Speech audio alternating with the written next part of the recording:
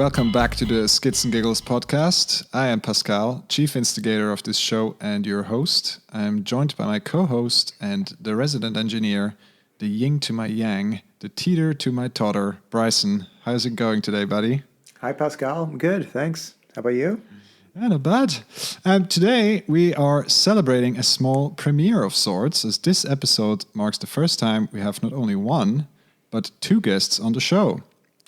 We've actually been talking quite a bit about Pumptracks in our episode with Lucy the other day, and we thought it fitting to have the perspective of an actual Pumptrack project on the show.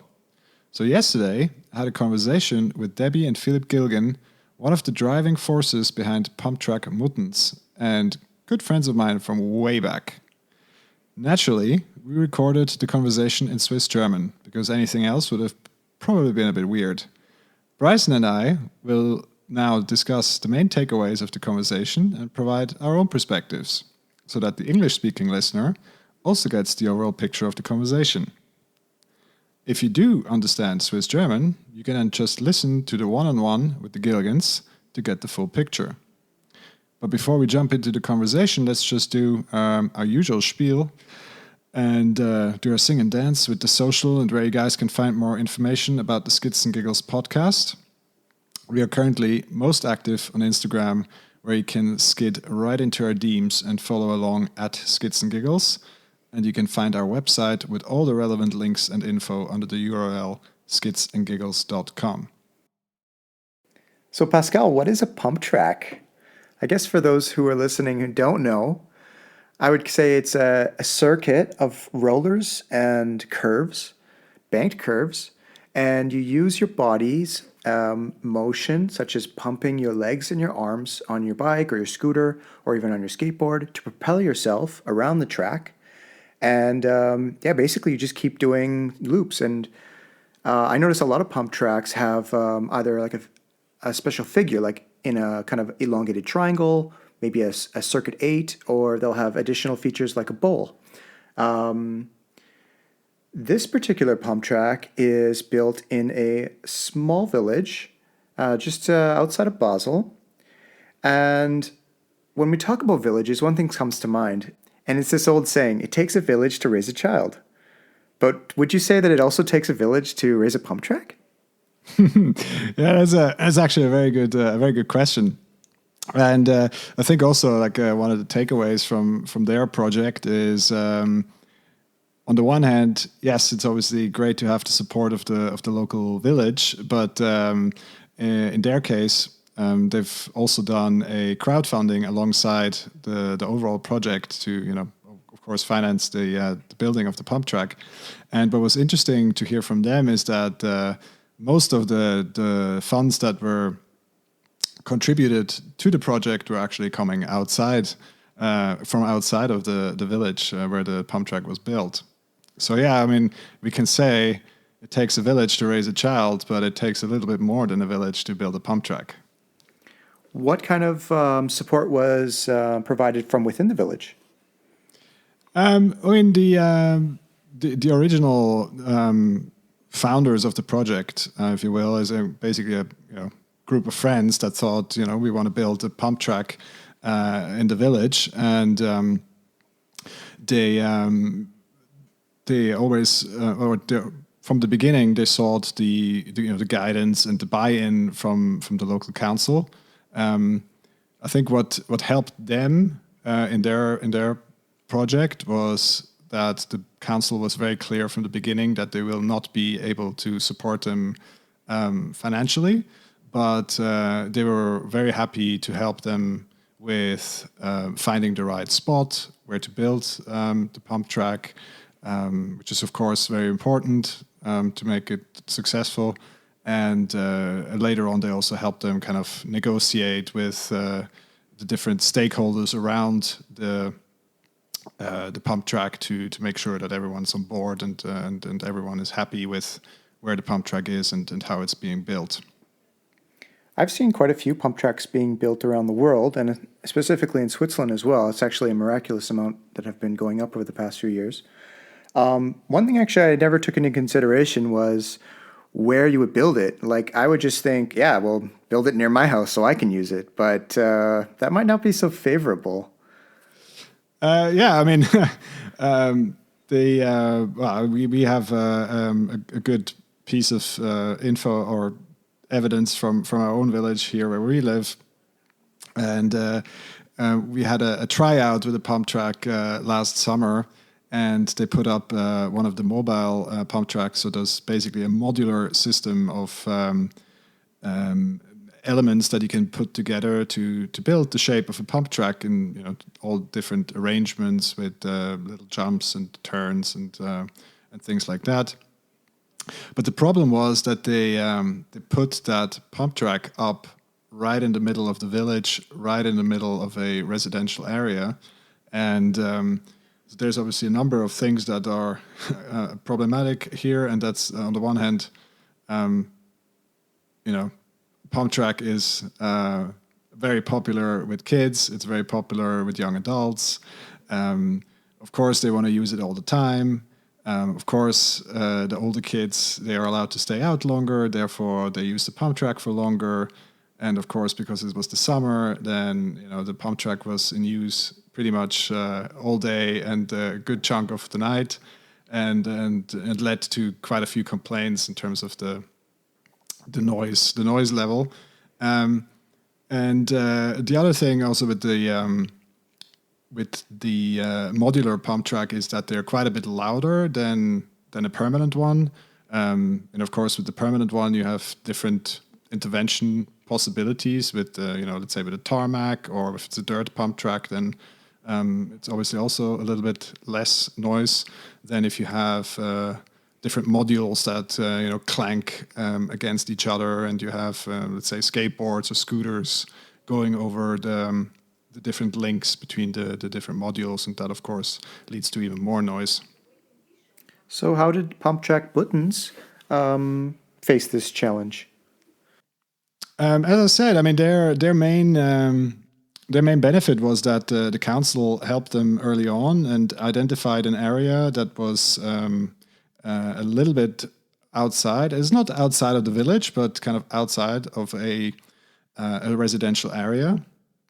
And the good thing about that area is that I know it very well from my personal experience, because I spent an awful lot of time at that swimming pool in my younger days, is that there is already quite a bit of sports infrastructure around that pump track. So there's also beach volleyball fields. And as I said, there's a big swimming pool there.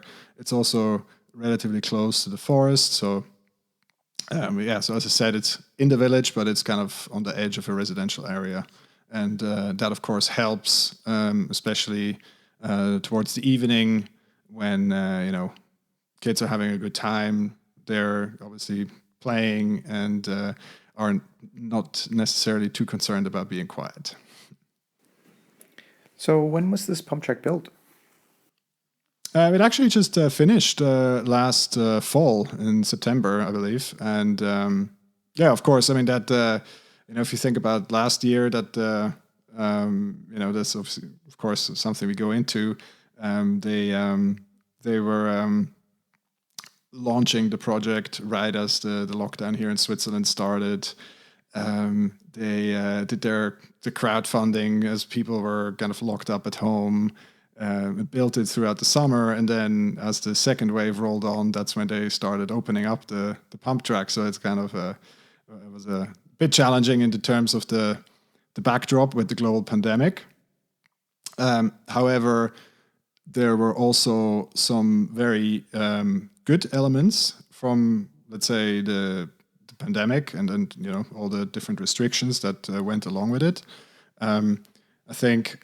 And that's something we've already heard and discussed in other conversations, is that as the first lockdown wore on, that people started realizing, let's say, the positive value of the bike and what bike infrastructure can provide for the community. And And that was the same for them. So at the beginning, their crowdfunding, of course, was going very, very slow. And then as it approached the summer, and then people started realizing, it's like, well, Pumptrack is actually not such a bad thing. It allows the kids to be outside. It allows other people to be outside, to be active, to have an outside space where they can meet, where they can have a good time. And that actually led to quite a bit of momentum in terms of the crowdfunding. Of course, they had some additional support throughout the summer, but in the end, it all worked out very well for them. And I think the positive value of the Pumptrack was made more clear through the pandemic than it would have probably been as a standalone project in let's say, normal times. I noticed this Pumptrack is branded with the Velo Solutions stripe, but in this case it's yellow, which I find particularly nice. Do you think it'll have a championship held at this location? Well, yeah, why not? I mean, there's a number of plans to make use of this Pumptrack, and of course, as soon as events are possible again, then certain events are definitely on the menu. Stuff we talked about that they have planned are courses. So they actually interesting. They also talked to Anna Newkirk that we had on a couple of episodes ago. And she's starting to teach kids on the Pumptrack, but also in the surrounding on the surrounding trails. So basic mountain bike skills. And there is more things planned along those lines. They're thinking about basic maintenance courses. They're thinking about having seasonal themed challenges on the Pumptrack, etc., to actually make use of the Pumptrack even more, and of course to somehow bring the funds back in to pay for the maintenance of the track that is still required now that it's finished. Yeah, with all their ridership that they'll be receiving, I'm sure they're not going to have a hard time getting funding or support to continue its legacy. Actually, maybe you can touch on a bit about how the reception was in Muttenz. Yeah, I mean the reception was very, very positive. Of course, I had to touch on the conversation we had with Robin, which had launched a trail project not too far away from that Pumptrack, where they installed a trail traffic measurement system, and I was wondering if they had to do the same on the Pumptrack, which is obviously a little bit more challenging, because basically measuring how people are going in circles. But the interesting thing is that it's visually very clear how much the Pumptrack is being used. And they live in a spot that is relatively close, not next to it, but relatively close to the Pumptrack, and kind of at the main traffic routes towards the Pumptrack. And then they observe from their window, the kids that are coming down the street with their scooters and their BMXs and their dirt jumpers, and just looking at them, and they're like, I know where you're going, and yeah. So I mean the Pumptrack turns out to be very, very popular, from kids from relatively young age that come out with scooters. Now after Christmas, they noted that there's quite a few that have shiny new BMXs and dirt jumpers. There's skateboarders, but there's also, Debbie was telling the story of a bike messenger that on his way to work every morning, he does a couple of laps on his fixie on the Pumptrack, and I thought it was a very powerful message. Also, echoing what we talked about with Lucy, who said that people are challenging biking as a hobby and the Pumptrack and disciplines like that because it's expensive. You need to have a bike, etc.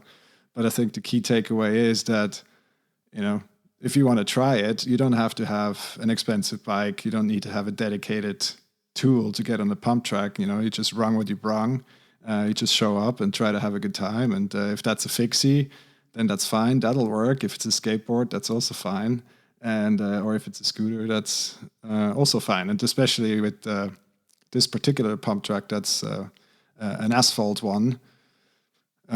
Gives a little bit more flexibility in terms of the all-weather proofness, so to speak, and also opens the track up to many more users than pure dirt pump track would.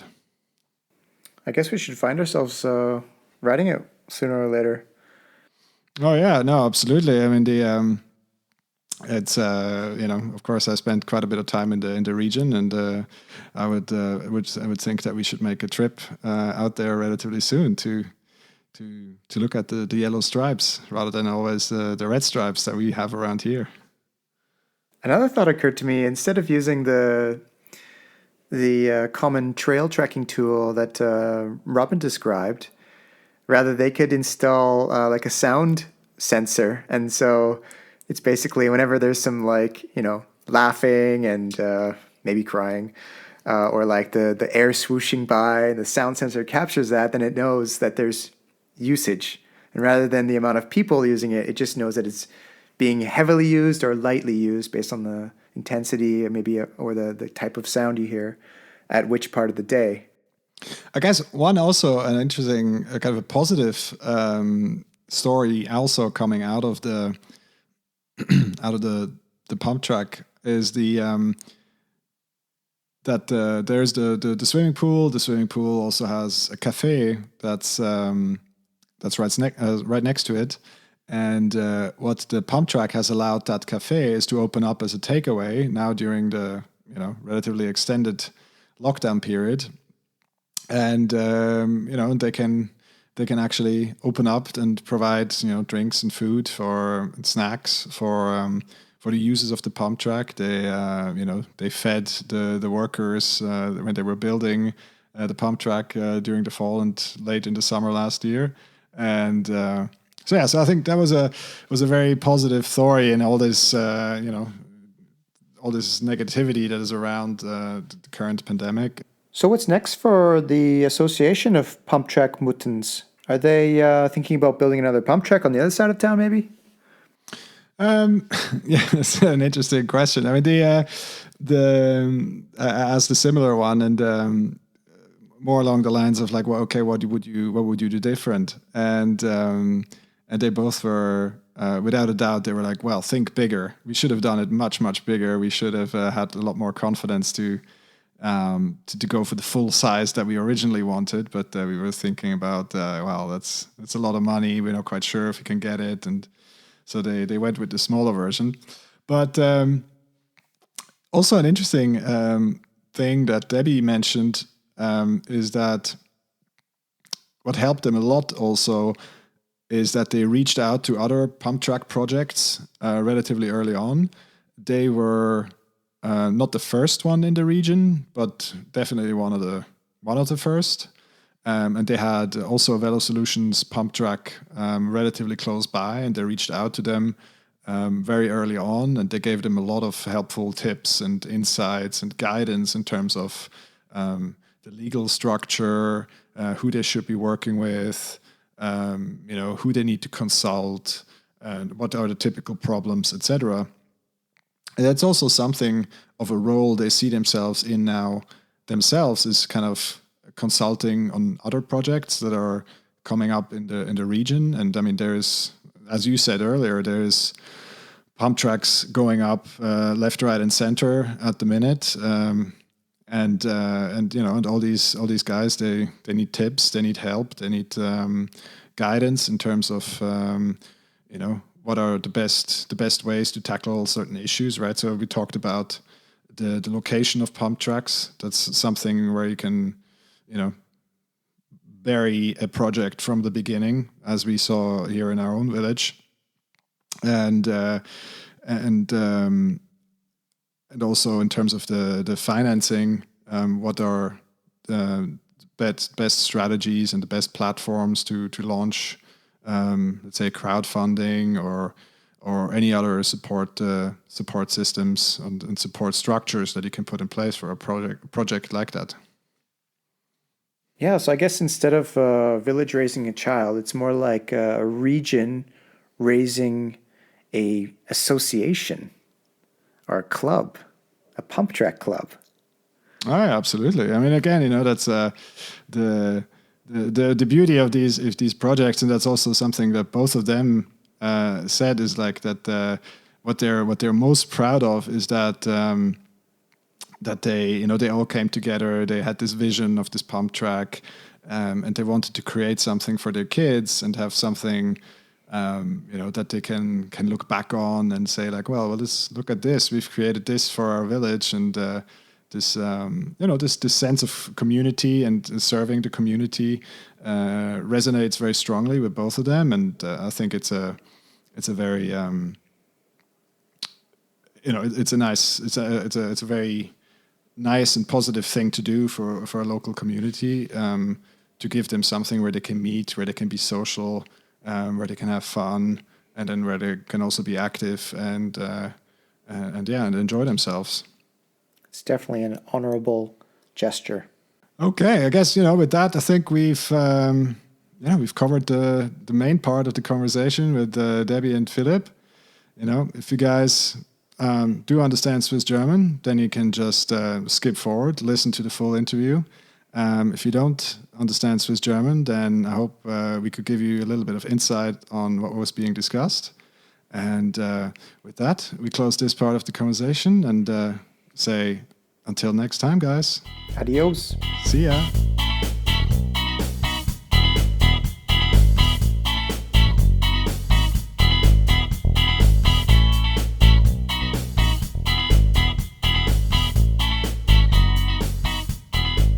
Ja, also jetzt, nachdem wir doch schon einige Mal über das Thema Pumptracks geredet haben, ich erinnere mich zurück an die Episode 5 mit der Lucy Jago, die sogar ihre Bachelorarbeit über Pumptracks geschrieben hat.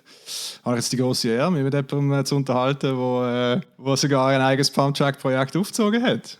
Philipp und Debbie, es freut mich, dass ihr euch Zeit nehmt heute Abend. Freut uns auch. Schön sind wir da, ja. Danke für die Anfrage. Ja. Du, ich glaube, so als allererstes vielleicht ein bisschen reinkommen. Und ihr könntet beschreiben, wie es überhaupt zur Idee gekommen ist, einen Pumptrack aufzuziehen, in Muttenz ganz genau, also außerhalb von Basel, meiner Heimat, unserer Heimat. Sehr nah bei Basel, sehr nah beim Joggeli, unserer zweiten Heimat. Hey, eben der Anfang von dieser Idee ist extrem unspektakulär. Es ist einfach gesehen, dass ich eines Tages gefunden habe, es wäre cool, irgendetwas zu haben für die Kinder, wo sie Sport machen können und wo gratis ist und wo sie draussen sein können und sich irgendwie zusammenfinden. Und es ist ja so ein bisschen jetzt als Thema und so ein bisschen modern mit diesen Pumptracks. Und da unser Sohn halt auch sehr gern Velo fährt und auf Pumptracks fährt, habe ich gefunden, hey komm, wir probieren es einfach mal, hier in Muttenz einen Pumptrack zu bauen. Und ich habe dann den Philipp gefragt und ein paar Kollegen, ob sie Lust hätten, mir zu helfen, das Projekt in Angriff zu nehmen. Okay. Aber wir haben das angefangen, eben gesagt, wir haben mit Freunden zusammengeschlossen. Aber eben, es ist doch die eine oder andere Hürde, die da so einem Projekt im Weg steht. Man braucht ein bisschen Land, man braucht ein bisschen Finanzierung. Wie sind ihr das angegangen? Also wir haben dann ziemlich früh haben wir natürlich mit der Gemeinde schon Kontakt aufgenommen und gesagt, wir hätten die Idee, wir würden das gerne machen. Und die sind dann relativ offen gewesen und sie haben von Anfang an klar gemacht, dass sie uns bei der Finanzierung nicht helfen können, aber wir könnten das sehr gerne machen und sie haben dann auch uns geholfen beim Suchen vom Land. Und es war von Anfang an klar gewesen, dass es dort wird sein, wo er jetzt auch steht, also neben dem Hallenbad. Und am Beachvolleyballfeld. Und wir haben dann auch gemerkt, das ist einerseits von der Zone her ist das überhaupt gegangen und dass es auch eine spannende Ecke werden, was den Sport anbelangt. Oder Hallenbad, Beachvolleyballfeld, also das ist noch ein Pumptrack, also das hat irgendwie gepasst und wir haben dann noch müssen ein bisschen verhandeln mit dem Bauer, der auch das anliegende Land gepachtet hat, dass wir dort überhaupt genug Breite anbekommen, dass man 2 Kurven nebeneinander aufstellen kann. Also so, da sind wir aber schon ziemlich in der Detailplanung gewesen. Ja, also eine Hürde ist natürlich auch gesehen, die Gemeinde hat uns zuerst gesagt, dass wir ein relativ grosses Land haben können. Dort war aber wirklich der Bauer drauf gewesen. Und der hat dann halt gefunden, so viel kann er und mag er nicht abgeben. Und wir sind dort schon im Gespräch mit Velo Solutions, weil für uns klar war, dass Velo Solutions wird für uns den Pumptrack bauen. Und ich hatte dort auch wirklich guten Kontakt gehabt. Und ich habe dann gesagt, hey, look, es wird nur so ein kleiner Teil, was soll ich jetzt machen? Ich glaube, wir lassen es einfach, weil es bringt nichts. Und dann sind sie aber hier angekommen und sind mit mir und dem Bauer vor Ort gewesen. Und wir haben es zusammen anschauen, dass wir wirklich noch ein Stück gefunden haben. Wo sie gefunden haben, hey, da kann man doch noch irgendetwas Cooles daraus bauen. Also dank Velo Solutions, muss ich ja sagen, steht jetzt der, weil ich dort dann aufgegeben habe, weil ich gefunden habe, hey, ja, jetzt geht es nicht weiter, jetzt haben wir viel zu wenig Land und der Bauer will nicht, aber sie haben dann gut kommunizieren und es hat dann geklappt. Okay, aber eben, ich meine, gut, Velo Solutions ist natürlich, sag jetzt mal, wenn es um Pumptracks geht, eine von den grossen Brands in Anführungs- und Schlusszeichen. Und haben natürlich da mega Erfahrungen, ich glaube schweizweit, wenn nicht sogar international. Aber wir haben da sonst noch mit anderen Projekten zusammengeschlossen und austauscht, zum sag jetzt mal, da ein bisschen mehr Einblick zu kriegen, was da so die üblichen Herausforderungen sind. Also eine von der Herausforderungen war auch, oder, wo wir das Land gefunden haben oder das so ein bisschen eingegrenzt haben, wo das könnte sein. Oder das ist ja dann, wenn man dann mal erfährt, was das kostet pro Quadratmeter, muss man natürlich auch sich sicher sein, dass man es schafft, das Geld aufzubringen für das Stück Land, also dass das dann zusammen funktioniert, also dass es nicht irgendwie das Land viel zu groß ist und man nachher das Geld nicht zusammenbringt, um überhaupt einen Pumptrack zu bauen. Also das ist wie so eine Frage, die wir uns am Anfang auch noch gestellt haben. Da ist man ein bisschen unsicher, weil es ist ja der erste Pumptrack, den wir gebaut haben, also keine Erfahrung eigentlich von dem her. Und was eigentlich noch sehr interessant ist und hilfreich, also wir sind sehr früh auch auf Instagram, also Social Media unterwegs gewesen und sind dann eigentlich relativ schnell auch mit anderen Projekten, also zum Beispiel Pumptrack Urnasch, sind wir so in Kontakt gekommen und haben uns dort die sind schon ein bisschen weiter gesehen und haben jetzt schon auch das eine oder andere noch lernen von denen. Und gleich ist es eigentlich auch nachher gegangen bei uns, dass sich andere gemeldet haben, also zum Beispiel von Liestel, was sie einmal realisieren, also dass wir so ein bisschen Wissen und Erfahrung auch weitergeben. Ich habe auch schon, bevor wir wirklich konkret geworden sind mit Ideen, habe ich mit dem Verantwortlichen vom Pumptrack Campen Kontakt aufgenommen. Und der hat mir wirklich auch gesagt, hey, gründet einen Verein, macht das Crowdfunding, nehmt Velo Solutions, redet mit den Anwohnern. Also der hat mir wirklich so die Schritte können zeigen, was man machen muss. Also das war extrem wertvoll gewesen.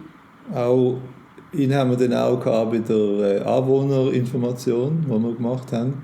Und das war auch sehr hilfreich für uns als Unterstützung, obwohl es ist natürlich schwierig, den Anwohnern das zu vermitteln, dass jetzt das etwas Tolles ist und keinen Lärm macht und so, aber es ist wichtig, die Erfahrung auch dort einzubringen. Also, weil uns haben wir auch angemerkt, dass wir das zum ersten Mal machen, obwohl wir mit voller Überzeugung natürlich dahinter gestanden sind, aber wir haben es selber auch nicht so genau gewusst, wie es dann rauskommt. Das ist, weiss man ja nie. Also eine riesengroße Hürde, die wir jetzt nicht hatten, wenn du gerade von den Anwohnern schwätzt, ist, wir haben durch das, dass die Gemeinde die Finanzierung nicht übernehmen konnte und durch das der Track doch zu weit weg ist von den nächsten Anwohnern, haben wir keine Einsprache haben. Also sobald wir das Geld hatten, haben wir bauen. Es hat keine Gemeindeversammlung geben oder irgendwas. Ja, aber das ist, ich weiss, bei uns im Dorf steht das Thema Pumptrack auch im Raum. Und eben bei uns ist ein grosses Thema eben natürlich die Anwohner. Man hat da in einem ersten Schritt mit einem mobilen Pumptrack hantiert, der sehr, sehr gut angekommen ist. Aber leider halt für die Anwohner nicht gerade die tollste Erfahrung war. Und eben, wir sind jetzt auch so also ich bin selber nicht direkt involviert, aber im Moment steht die Diskussion eben halt, wie ihr auch mit eurem Projekt ein bisschen außerhalb vom Dorf, wo die Anwohnerproblematik jetzt nicht so mega groß ist, dort etwas zu realisieren. Ja, also an und für sich sind wir schon mitten im Dorf, aber er ist halt nicht gerade schon am Rand vom Wohngebiet eigentlich. Ja. Genau, also ich mag mich erinnern an meine Jugend im Hallenbad im Muttenz. Es ist gut gelegen, sage ich jetzt mal so. Ja, es ist gut gelegen. Ja, das war auch ein Thema gewesen, oder? Wenn man es vielleicht im Industriequartier macht, aber dann, wenn man sich halt auch unterhalten mit Leuten, die halt mit Jugendlichen arbeiten, das ist dann auch nicht unbedingt die Lösung. Am Schluss gibt es so eine Ecke, wo alle rumhängen oder wo dann halt auch kleinere Kinder sich nicht getrauen, alleine anzugehen. Aber es ist nie ein Thema gewesen, weil sie haben uns gar nie einen Ort gegeben im Industriequartier. Nein, aber am Anfang haben wir die Diskussion geführt, wo ist der richtige Standort. Ja gut, klar, eben, es ist ja primär, ist es eben, wie ihr selber gesagt habt, ist es ein Ort für Zusammenkunft und eben, wo junge Erwachsene können sich treffen und Spass haben, Sport treiben. Und eben, dann willst du das nicht unbedingt irgendwie gerade in der Zufahrt von einer Autobahn neben einer Kehrichtverbrennung, wo irgendwie noch riesen Lastwagen durchfahren. Also mehr als Eltern willst du nicht, dass deine Kinder dort alleine hingehen und die ganze Zeit dort in den Abgas rumstehen, willst du jetzt auch nicht unbedingt. Genau. Okay. Ja. Eben, was dann zur Umsetzung gegangen ist, wir haben da mit jemandem geschafft, wo du natürlich schon sehr breite Erfahrung hast mit Pumptracks. Ja. Ist das dann einigermaßen plangemäß gegangen oder hat es noch irgendwie grosse Herausforderungen und Überraschungen gegeben? Also die Zusammenarbeit mit Velo Solutions habe ich extrem angenehm gefunden. Und sie sind auch immer wieder gekommen und haben gefragt, ob für uns die Pläne so in Ordnung sind. Und dann der Philipp, der ein bisschen rauskommt im Biken und der Kollege noch, die haben dann schon gedacht, dort war noch cool das oder dort war noch cool das. Und das haben wir immer einbringen. Also das war total gut gewesen und dort haben sie auch wirklich super geschafft. Das ist dann beim Bau selber ist ein bisschen, ja, aber ich glaube, das ist bei jedem Bau, oder? Auch wenn der Hausbau ist, ist dann halt ein bisschen.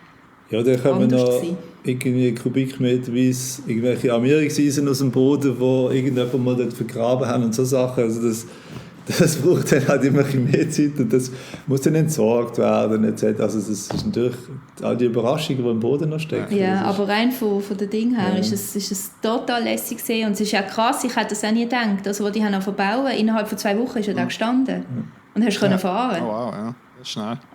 Also das ist wirklich cool. Und was total cool war, wir haben ja auch eine Stiftung hat uns unterstützt, weil wir gesagt haben, wir würden gerne die Begrünung mit den Kindern machen hier im Dorf. Weil dann haben die Kinder auch ein bisschen Bezug und geben dann vielleicht eher Sorge. Und das ist dann auch cool gewesen. Dann haben wir 2 Morgen mit einer Schulklasse und den anderen Tag mit der anderen haben wir können Begrünung machen. Ja.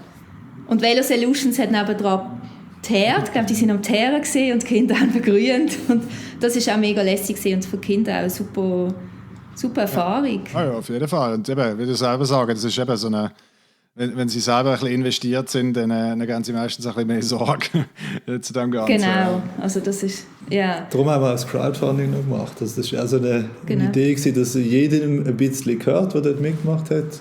Und ich glaube, das hat auch extrem viel gebracht, dass die Identifikation und mit dem Ort, dass jeder das Gefühl hat, er hat ja auch dran gezahlt und schaut dann, dass irgendwie nicht überall Abfall rumliegt und so und dass es halt funktioniert am Schluss. Das ist uns von Anfang an eigentlich ganz wichtig gewesen, dass wir dort drauf schauen. Und das war spannend gewesen. Beim Crowdfunding haben wirklich auch sehr viel von den umliegenden Gemeinden mitgeholfen, finanzieren. Also fast mehr als jetzt so Muttenz selber. Ah, okay, das ist ja noch spannend. Aber eben allgemein, Crowdfunding eine sehr positive Erfahrung gewesen, oder?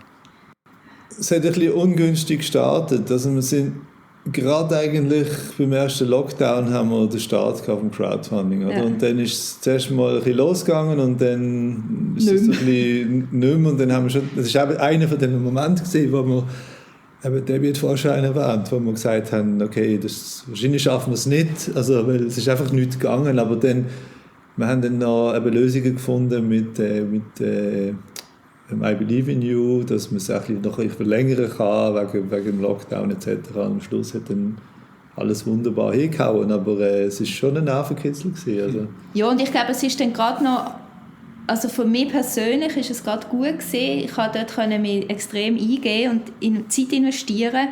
Es ist ja eben durch den Lockdown ist alles hure unsicher gewesen und du hast nicht gewusst, wo führt diese Welt an. Und wir haben etwas machen. Also wir haben ein Ziel gehabt, wir haben gewusst, hey, da wird etwas entstehen für Kinder und die werden dort fahren. Und ich glaube, so gegen den Schluss sind viele auch wieder aufgesprungen, weil sie gefunden haben, hey, das ist mega cool, weil wir wissen ja wirklich nicht, wie geht es jetzt weiter, können sie in die Schule, können sie ins Hobby, aber dort könnten sie dann hin. Dort haben wir ja noch gemeint, nach dem ersten Lockdown ist fertig. Das geht dann alles wieder gut. Ist dann alles wieder, was genau, aber es ist du wirklich auch wieder mit Hoffnung, es ist auch mit Hoffnung verbunden gewesen, auch von Eltern, die gesagt haben, das haben die Kinder etwas Tolles und so. Und ja, und ich glaube auch der Fokus, du hast den Fokus auf etwas Schönes richten. ja. Also wir haben auch viele Rückmeldungen bekommen in die Richtung. Cool, dass sie es trotzdem machen und so. Also es hat schon viel gebraucht in dem Moment, aber eben, wie man am Schluss sieht, jeden Tag, wenn man irgendwie mal vorbeifährt, sieht man, es hat extrem viele Leute, die es nutzen und das ist dann auch... Also auch gerade jetzt wieder, in dieser Pandemie, die wir haben, ist das jetzt gerade bei uns das Einzige, was halt noch offen war. Und da sind so viele froh, dass sie dort hingehen können. Also so viele Eltern sind froh, dass die Kinder haben noch ein bisschen Sport machen können. Aber allgemein, ich denke, man kann es eben einfach verfolgen mittlerweile auf sozialen Medien, sei das Instagram oder sonst wo. Man sieht ja den Erfolg praktisch 1:1 von den Pumptracks. Also ich habe glaube noch keinen einzigen Pumptrack gesehen, der noch halt nicht besucht war oder irgendwie leer ist. Was sind da für euch jetzt so die Haupt-Highlights gesehen nach der Öffnung? Selber gefahren. Ganz uneigennützig. Ja, das ist eben schön. Also das ist vielleicht auch noch eine lustige Geschichte. Also unser Vorstand, die Leute, die wir zusammen getrommelt haben, jeder hat sich aus einem anderen Grund gemacht. Ob jetzt eigennützig oder für seine eigenen Kinder oder einfach, dass es in Muttenz einen Ort gibt, wo man sich treffen kann. Also das ist echt total spannend, auch jetzt im Nachhinein, wenn man das noch wie merkt, gewisse Leute trifft man dort beim Fahren und andere eben mehr beim Schwätzen. Ja. So, also das ist eigentlich toll. Aber ja, sonst ist einfach, was toll ist, einfach immer wieder die Kids zu sehen, die auch extreme Fortschritte machen und Tricks üben und sich gegenseitig herausfordern. Oder, also das vor allem auch wirklich Mädchen und Buben. Also nicht nur ein Bubending, also das ist noch erstaunlich. Ja, es ist extrem, was dort läuft. Also auch wenn sie wieder mal eine neue Ecke herausfinden, wo man noch einen Trick machen oder so, dann etabliert sich das so und am Schluss, also es ist wirklich, wie der Pumptrack so entdeckt und genutzt wird, das ist eigentlich mega schön. Also was ich fast am schönsten finde, ist so, es ist innerhalb von sehr, sehr kurzer Zeit schon der Treffpunkt gewesen. Hey, heute Tag treffen wir uns beim Pumptrack. Okay. Also eigentlich schon nach 1-2 Monaten. Sehr schnell, ja. Und du siehst immer wieder so die gleichen dort und du kannst wirklich auch den Fortschritt sehen von denen.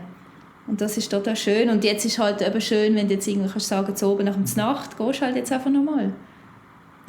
Lustig ist auch, wir wohnen nicht so weit weg. Und dann sieht man immer so Grüppli mit irgendwie mit Scooter oder BMX durchfahren. Man weiss genau, wo sie hingehen. Also das ist eigentlich noch cool, weil es ganz genau, die trifft man nachher dort an. Okay. Ja. Aber die Hauptbenutzer sind schon Bikes oder sind es auch, sag jetzt mal, Trotti, Scooters, ja. Ja gut, das ist mit Abstand. Altersbedingt wahrscheinlich, oder? Genau. Also das hat auch jeder. Also das ist, ich meine, eben ein Dirtbike, das muss man sich dann schon auf die Weihnacht wünschen. Von der ganzen Verwandtschaft. Ja gut, also wenn wir das von der Lucy gelernt haben, wo so mit Gorilla die Pumptrack begleitet, das ist etwas, wo vielmals irgendwie erwähnt wird als Gegenargument, es ist alles so teuer und man braucht ein Bike und so. Und sie hat gefunden, sie hat schon einen Einsteigerkurs gemacht mit Citybikes. Also da ist einer mit dem Rennvelo schon gekommen und das hat genau gleich gut funktioniert. Also ich habe einen gesehen, einen Velokurier. Ich war am Morgen mal da, ist ein Velokurier durchgekommen mit wirklich, wie heissen die, wo nicht schalten kann und nichts. Ja, so eine Fixie. Eine Fixie. Und er hat gesagt, jedes Mal, wenn er da durchfährt, muss er 2-3 Runden fahren mit seinem Fixie da drauf. Ja. Und auch der hat es können. Also jetzt sind wir aber auch Gravelbikes, alles mögliche, also Rennvelos. Ich glaube, es ist eher mit dem Trotti fahrst halt, wie das kannst. Klar.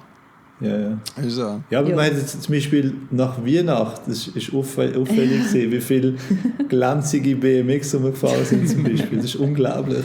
Wir müssen jetzt eigentlich einen Bike-Shop aufmachen nebenan, aber jetzt nur noch irgendwie Dirtbikes schon, ja. und BMX und Trottis verkauft. Genau. Das ist so. Also was ja auch mega schön ist, wir haben ja beim Hallenbad hat es ja noch das Käferli-Hallenbad und die hat ja jetzt eben, Restaurant hat ja bekanntlicherweise zu. Und sie hat gesagt, sie kann aufmachen und Takeaway machen, einfach wegen dem Pumptrack. Okay. Weil die Leute vom Pumptrack kommen bei ihr das Zeug holen und sie ist auch mega froh drum. Und das ist für mich dann auch mega schön, weil ich habe sie dann auch lieb gewonnen, sie hat uns auch gesponsert und so. Und dass sie jetzt ein paar Leute hat durch den Pumptrack, finde ich auch total schön. Ja. Also sie hat gekocht für die Velosolutions während der Zeit, die sie gebaut haben. Das war eigentlich ihre Unterstützung. Okay. Ja, das ist jetzt toll. Jetzt ergänzt sich das auch gegenseitig. Also es ist auch, wenn man mal Durst hat oder eine Glasse will essen und so, dann es ist von dem her ein guter Ort, weil es fehlt halt oft ein bisschen am Pumptrack. Wir sind oft vom Campen gesehen, das ist natürlich ein super toller Pumptrack, aber es ist halt wie... Nicht viel anderes ringsum. Man kann nicht schnell einkehren oder so. Aber also was mir jetzt gerade noch in den Sinn kommt, was ich eigentlich sagen kann, was das Schönste war jetzt an diesem ganzen Pumptrack-Ding, ist, dass es eigentlich, du kannst sagen, 6 Leute haben es geschafft, so einen Track anzustellen. Und das finde ich total schön, jetzt auch, es klingt jetzt vielleicht so ein bisschen spirituell oder so, nein, aber auch den Kindern mitzugeben, hey, wenn du willst, du schaffst es. Also wir haben das wollen und wir haben mit unserem Vorstand wirklich alles gegeben und jetzt steht das Ding. Es braucht einfach eine Präsidentin, die vorwärts macht. Die haben wir gehabt. Haben die noch mal Glück gehabt? Ja, Nein, aber das ist doch mega schön. Also weißt, einfach auch die Messaging überzugeben. Und das sind auch so die Rückmeldungen von vielen, die sagen, hey, sie finden es so cool, es ist nicht etwas vom Kanton gesteuert oder von der Gemeinde, sondern von privaten Leuten, die jetzt in erster Linie nichts mit dem Bikesport am Hut haben, sondern einfach etwas machen für Kinder. Ja, das macht einem auch ein bisschen Lust, wieder mal etwas zu machen. Ja. Wir wissen noch nicht genau was. Okay. Aber eben, wenn ihr noch mal etwas lanciert, was würdet ihr beim nächsten Pumptrack noch anders machen? Ja, er müsste einfach grösser sein, oder? Ja, viel grösser. Er müsste einfach grösser sein. Und vielleicht noch irgendeine Skateanlage nebendran oder so. Genau. Hey, aber ganz ehrlich, nichts, oder? Ja, jetzt rein vom Vorgehen her eigentlich wenig. Also es ist echt sehr gut gelaufen.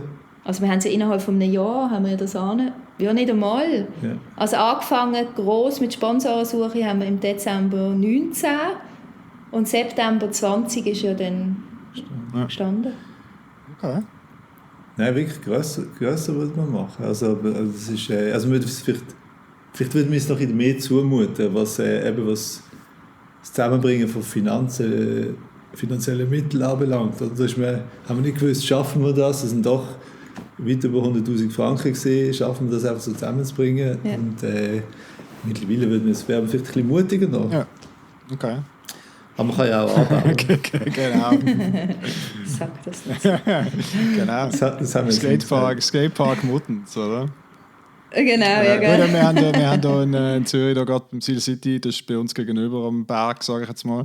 Dort haben wir auch einen Skatepark mit einer grossen Skateanlage, mit Bowls, mit Pipes, mit all dem. Und natürlich eben der Jump Park, wo ein grosses Magnet ist und auch ein grosser Pumptrack dort. Also das ist ein rechter Komplex mittlerweile. Aber es ist dort beim Seal City, dort hat es ringsum auch nicht wahnsinnig viel mehr. Also von dem her ist es ein bisschen einfacher. Ja, bei uns ist es eher utopisch. Ja, das ist doch schon ein bisschen anders. Also eben in Basel ist natürlich Trendsporthalle, aber die ist natürlich ganz auf der anderen Seite und Pumptrack hat einen ganz kleinen Nummer in Basel und eben es ist am Schluss fährt man immer auf den Campen rauf und das hat uns dann wirklich dazu bewogen, etwas selber zu machen. Aber mittlerweile sind ja x Projekte, also Ettigen ist geplant, Liestel ist noch nicht ganz weit, aber ich glaube, das geht auch vorwärts. Terwil ist glaube ich auch noch irgendetwas. Genau, alles heimische Neue, also das ist, die schießen wie Pilze aus dem Boden. Ja, also wie gesagt, das ist ja nicht Neues, es ist, aber es bringt so die gute Kombination von, sagen wir mal, sozialem Treffpunkt, es ist, sagen wir mal, eine sportliche Aktivität, Es ist etwas, was alle können machen mit relativ tiefen Hürden, sage ich jetzt mal. Und ja, also von dem her ist es eigentlich keine grosse Überraschung, dass das gut ankommt. Vielleicht noch zum Abschluss, was ist die Zukunft von Pumptrack Muttenz? Was haben ihr da noch geplant?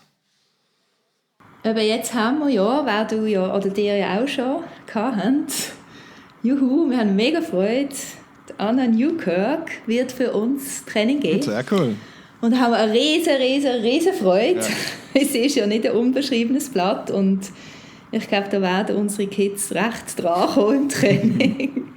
Und ein paar Sachen können lernen. Und sie wird jetzt im April schon Schnuppertrainings mal anbieten und dann ist wirklich das Ziel, dass wir regelmäßiges Training so alle 2 Wochen können anbieten für unsere Mitglieder. Okay. Also für die Kinder. Ja. Obwohl, ich glaube, die Erwachsenen würden auch sehr gerne, aber jetzt machen wir mal die Kinder zuerst. Okay. Genau, also wir haben eigentlich wie von Anfang an gesagt, dass wir das wirklich nicht nur beim Pumptrack möchten los, sondern auch im Verein wenn es so etwas bietet, dass Mitglieder nicht nur jedes Jahr ihren Beitrag zahlen, um eben den Unterhalt und Versicherungen und so zahlen, sondern dass es wirklich ein bisschen Action gibt und dass man etwas lernen kann und so. Und eben, wir werden sicher auch mal noch irgendwie einen Scooterkurs, einen Skatekurs oder vielleicht auch mal einen Reparaturkurs oder einfach ganz verschiedenes Zeug haben wir noch vor. Wir haben jetzt leider noch nicht so viel umsetzen. Nein, leider nicht. Aber Halloween fahren, Niki-Naki fahren, genau. Ist halt alles in die Hose. Klar.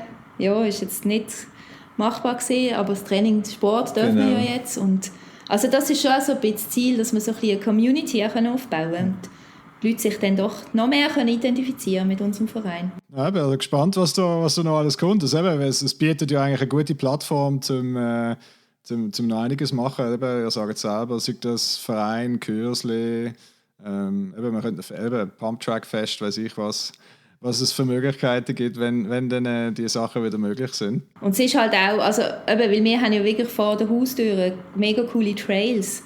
Und es gibt halt hier in der Gegend überhaupt keinen Verein, der Bike-Training anbietet. Darum ist das schon auch das Ziel gewesen und jetzt haben wir das. Okay. Genau, also dann wird Pumptrack, aber auch Trails, also auf den Trails Training anbieten, also wirklich Mountainbike-Kurs, also dass wir dort wie auch ein bisschen weitergehen als nur der Pumptrack, weil wäre schade. Ja klar, eben, ich meine, vor allem wenn man dort, also eben gerade wo ihr wohnt, hat es ja doch einiges an Infrastruktur zum Biken. Genau. Ist das sehr naheliegend. Ja, und wie viele sind ihr auf dem Pumptrack unterwegs? Philipp, ich habe gehört, du fährst jeden Morgen vor dem Arbeiten schnell durch. Nein, nicht jeden Morgen. Also morgen zum Beispiel. Nein. Ja, also etwa unter der Woche sicher einmal am Morgen, so ein bisschen Frühsport vorm Arbeiten. Nein, mit Kollegen, so, wer gerade Zeit hat, ein bisschen fahren und am Wochenende dürft ihr mal mit dem Skate ein bisschen Runden machen, wenn es nicht so viele Kids mit Trottinetts hat. Und ich bin einmal in der Woche dort und lese den Abfall auf. Ja gut, das braucht es leider auch. Aber Nein, ich bin ja wirklich nicht am Fahren. Ich bin nur am Schauen. Ja, wenn halt vielleicht das ist schon die nächste Idee für das Vereinsleben, oder? Wenn wir irgendwie so einen Abfallwettbewerb machen, oder? Wer am meisten Abfall einsammelt, muss nur einen halben Mitgliederbeitrag zahlen. Nein, wir müssen sagen, es ist ja nicht so dramatisch, aber wir müssen halt trotzdem ein bisschen schauen. Ja, und es hat ein paar Leute, die es einfach von sich aus auflesen und auch Kinder, die zum Teil dann sammeln, weil sie auch nicht wollen, dass ihre schöne Pumptrack dreckig ist. Und die neuen glänzigen Bikes. Ja, genau. Und unsere Kinder, also der Sohn ist vielleicht auch so einmal in der Woche drauf, 1-2 Mal. Und die Tochter geht dann, wenn die anderen Mädels dort sind. Und sie können dort ein bisschen Spass haben zusammen. Sehr gut. Ja, musst du mal kommen. Ja, absolut. Unbedingt. Also das nächste, der Sohnemann, der hat vorher noch gefragt, mit wem ich jetzt heute schon wieder am Aufnehmen bin. Schon wieder, gell? Und dann habe ich gesagt, ja, Pumptrack in Muttenz, das nächste Mal wieder mal zum Nonna gehen, dann müssen wir mal reinschauen. Genau, Abstecher machen. Und hat er gefunden, ja, da ist er dabei. Also von dem her geht das nicht lang. Sehr schön. Also vielleicht noch zum Abschluss, wenn wir unsere Hörer noch ein bisschen mehr Info finden zum Pumptrack Muttenz, wo finden sie euch? Wir sind auf Instagram Pumptrack Muttenz zu finden oder auf Facebook. Oder unsere Website. Oder unsere Website, genau. Pumptrack-Muttens.ch, glaube ich. Ja, genau. Hey, nochmal, es hat mich mega gefreut und ja, bis bald wieder. Ja, bis bald. Danke mal.